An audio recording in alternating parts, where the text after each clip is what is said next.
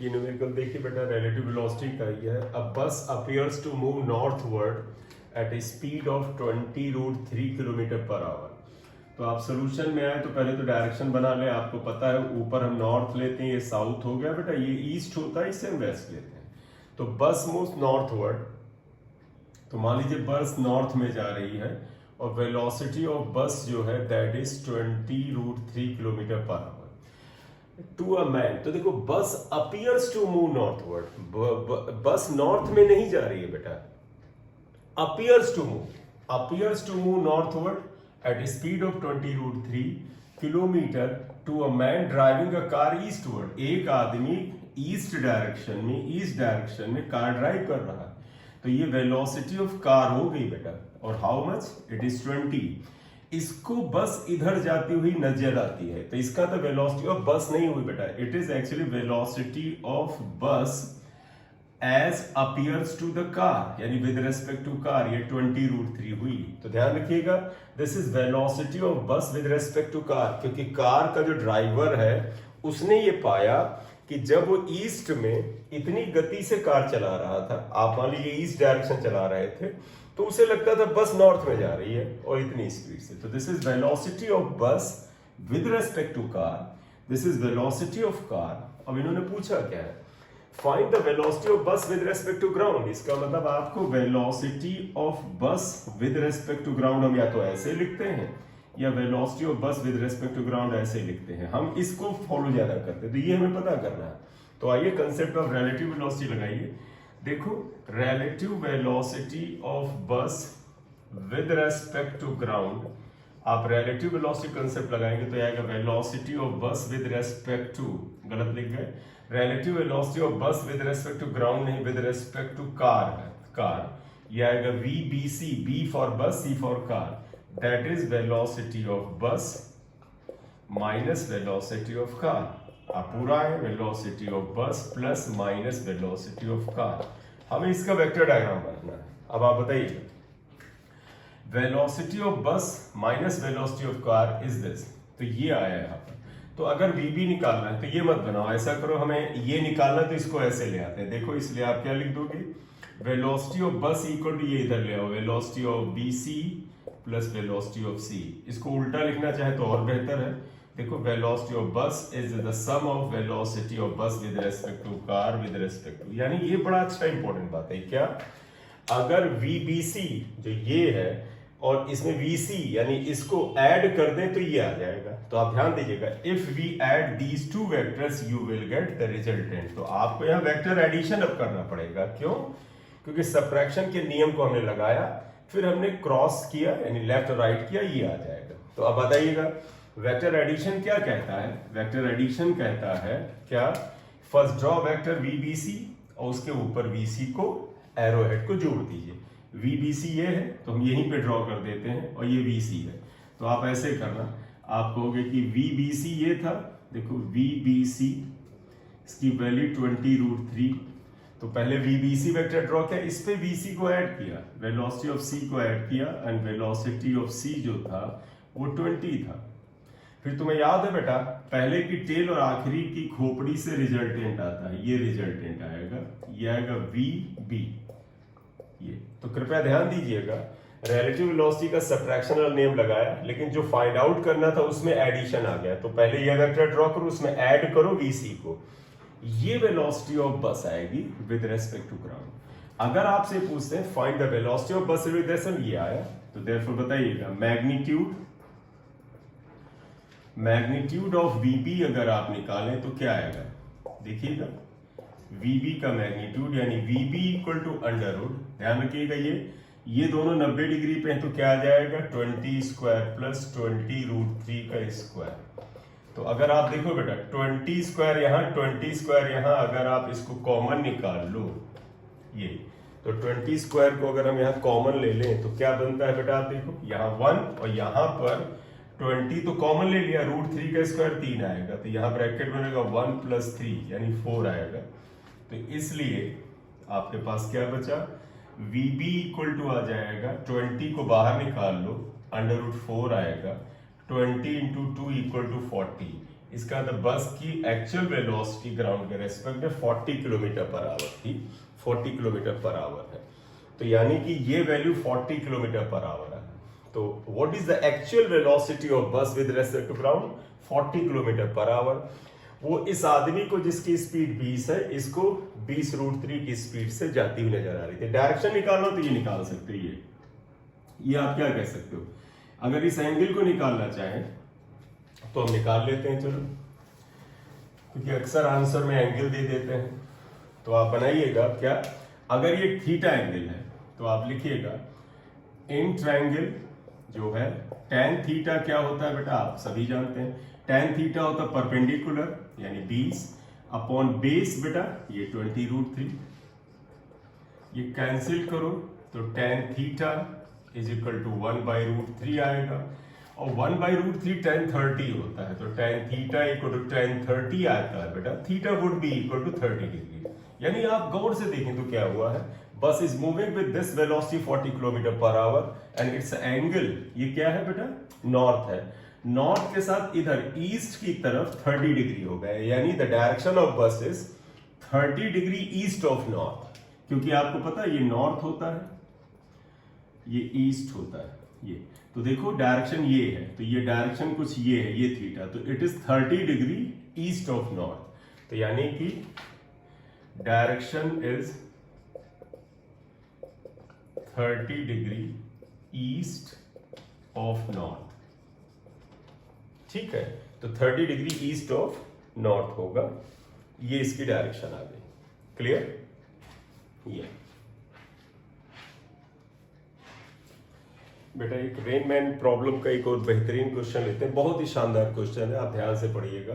देखो, to a man walking at the speed of 10 kilometre per hour rain appears to fall vertically. ध्यान रखिएगा, rain की velocity vertical नहीं है, appears to fall.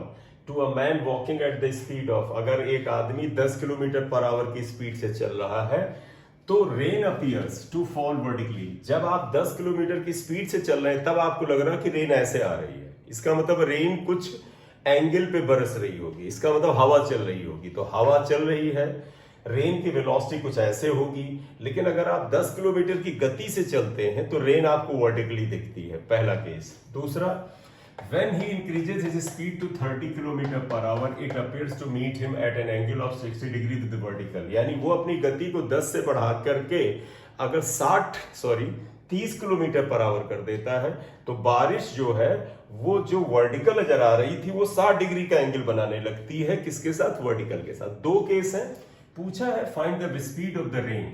तो पहले तो आप इसमें ऐसे ही ध्यान रखो, लेट स्पीड ऑफ रेन, ये बड़ा इंपॉर्टेंट क्वेश्चन है। स्पीड ऑफ रेन अगर आप लें तो वी आर ले लें, आप इसे ऐसे मान लीजिएगा, देखो Vx I cap plus Vy J cap, यानी velocity of rain along x axis plus velocity of rain along Y axis, ये हमने मान लिया।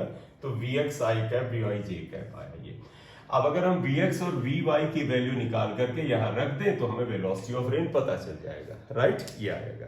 क्वेश्चन क्या कहता है, केस 1 में आइएगा, देखो केस 1 में कहते हैं अ man walking at the speed of 10 kilometre per hour. तो यानी कि आप ध्यान रखिएगा, आदमी की स्पीड अगर एक्स एक्सिस पे आप मान लो, ये आप ध्यान रखिएगा, this is velocity of man, ये है बेटा। देखिएगा केस 1 में वेलोसिटी ऑफ मैन कितनी है, 10 किलोमीटर पर आवर, 10 है। ऑब्वियसली बात, जिस तरफ मैन जा रहा है, आदमी बेटा सड़क पे ही जा रहा होगा, जिधर जा रहा है उसे हम एक्स एक्सिस मान लेते हैं।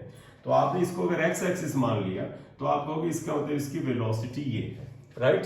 तो जब आदमी की वेलोसिटी 10 I कैप है तो बारिश की बूंदें वर्टिकली आ रही हैं। तो आप ध्यान रखिएगा, पहले केस में आदमी की वेलोसिटी 10 है, जिस डायरेक्शन में आदमी जा रहा है हमने उसकी डायरेक्शन को हमने क्या मान लिया, हमने मान लिया कि उसकी डायरेक्शन जो है वो एक्स एक्सिस है। तो आप बताइएगा, therefore relative velocity of rain with respect to man, ये क्या आ जाएगा, देखो VRM, ये आ गया। इसे आप लिखोगे velocity of rain minus velocity of man. अब आप जरा ध्यान दीजिएगा, वेलोसिटी ऑफ रेन ये है Vx I cap plus Vy J cap minus V M कितना है, वी एम 10 आई कैप है, माइनस 10 आई कैप, आई एक जगह कर लो, तो इसका मतलब velocity of rain with respect to man आ गया। देखो V x minus 10 I cap plus we Y जे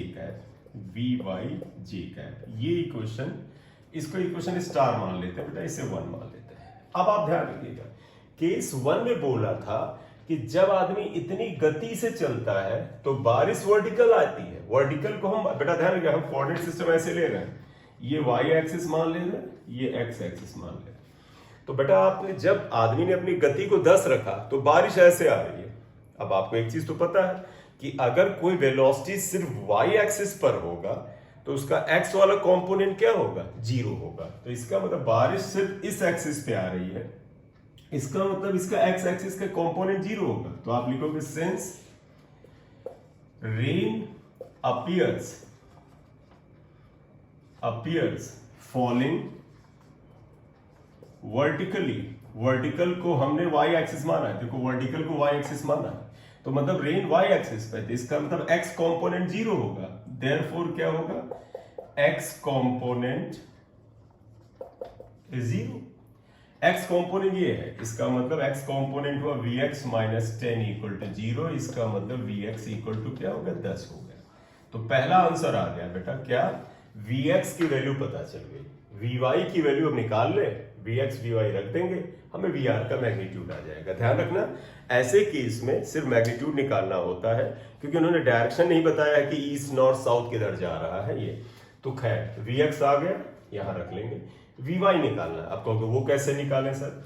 देखो बेटा, ये इक्वेशन ध्यान रखो, वी वाई के लिए सेकंड इक्वेशन पे जाना लगेगा। When he increases speed 30 kilometre per hour it appears to meet at an angle of 60 degree, right. तो सेकंड केस के लिए आते हैं। तो सेकंड केस के लिए आप ध्यान रखना, इक्वेशन 1 में वी एक्स की वैल्यू हम फाइंड आउट कर चुके हैं। अब वी वाई के लिए सेकंड केस की मदद लेंगे। तो देखिएगा केस 2 क्या कहता है। केस 2 में कहा उस आदमी ने अपनी गति को 30, मतलब आप जिधर एक्स एक्सिस पे जा रहे थे गति को 10 से 30 कर दिया। यानी इस केस में ध्यान देना क्या होगा, velocity of man is now 30 degree along x axis. आप बताइएगा, therefore relative velocity of rain with respect to man, अगर हम निकालें तो यह आएगा v r m equal to v r minus we m. V r कितना है, वेलोसिटी ऑफ रेन हमने माना था v x i cap plus we Y J cap, और वी एम कितना 30 माइनस 30 आई कैप। अब आइएगा वी एक्स की वैल्यू रखना, रख लीजिएगा।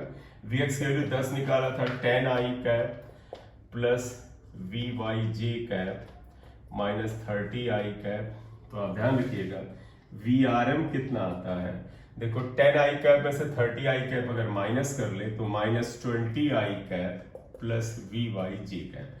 माइनस के चक्कर में ज्यादा मत पड़ना, क्योंकि बेटा वो किस तरफ जा रहा है ये तो नहीं पता है हमें, मतलब है कि एक्स कंपोनेंट 20 है तो ये आया। चलो अगर हम इसको बनाए तो क्या होगा, इनका मतलब है वेलोसिटी का y कंपोनेंट इतना है, x कंपोनेंट इतना है। बारिश कितनी नजर आ रही है, इन्होंने बोला 60 डिग्री पर। इसका मतलब अगर हम इसका डायग्राम बनाए तो ये आएगा कि बारिश, ये velocity of rain with respect to man ये होगा, velocity of rain with respect to man 60 degree पे वर्टिकल के साथ होगा, यानी ये एंगल 60 दे रखा है इन्होंने।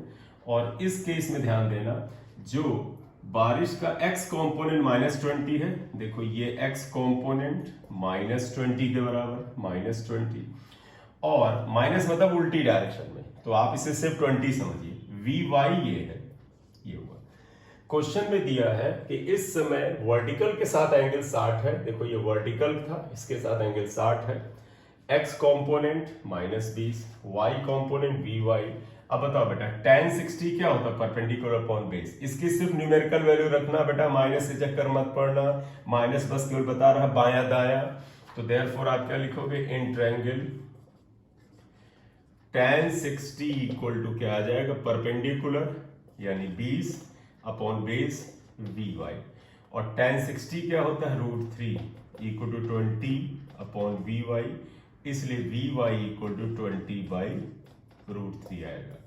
वी वाई की वैल्यू कितनी आ गई, वी एक्स की वैल्यू आप निकाल चुके हो, तो इसलिए वेलोसिटी ऑफ रेन क्या हो जाएगा, देयरफॉर लिखोगे क्या, देयरफॉर इक्वेशन स्टार, देखो वेलोसिटी ऑफ रेन था v x i cap plus we Y J cap, यानी वी एक्स कितने के बराबर था आप बताइए, वी एक्स था हमने निकाला था 10 आई कैप, ये हमने 10 यहाँ रखा भी था, देखो वी एक्स की वैल्यू, और ये कितना आ जाएगा plus 20 upon root 3 J cap. Minus plus का मसला ना, क्योंकि ऐसे क्वेश्चन में सिर्फ न्यूमेरिकल वैल्यू पूछते हैं, तो वी आर का वैल्यू आया 10 I cap plus 20 by root 3 J cap, ये वैल्यू आई, ये आंसर हुआ। अब आपको मैग्नीट्यूड अगर लिखना है तो आप मैग्नीट्यूड निकाल लो, तो देखिएगा therefore मैग्नीट्यूड यानी what is the velocity of rain with respect to ground, इसका अगर मैग्नीट्यूड निकालें तो कितना आएगा, under root 10 square plus 20 by root 3 square equal to under root 100 plus 400 by 3 under root 3, LCM ले लो बेटा, ये 300 400 700 बाई 100 आया, तो वी आर की वैल्यू आई 10 root 7 by 3 kilometre per hour, ये आंसर क्लियर। या तो ये रिलेटिव वेलोसिटी, इसका ये जो तरीका है रेन मैन प्रॉब्लम का, बहुत इंपॉर्टेंट तरीका है, इसके ऊपर आप एक दो बार और वर्कआउट कर लीजिएगा, ये बात करते हैं, ठीक है, थैंक यू।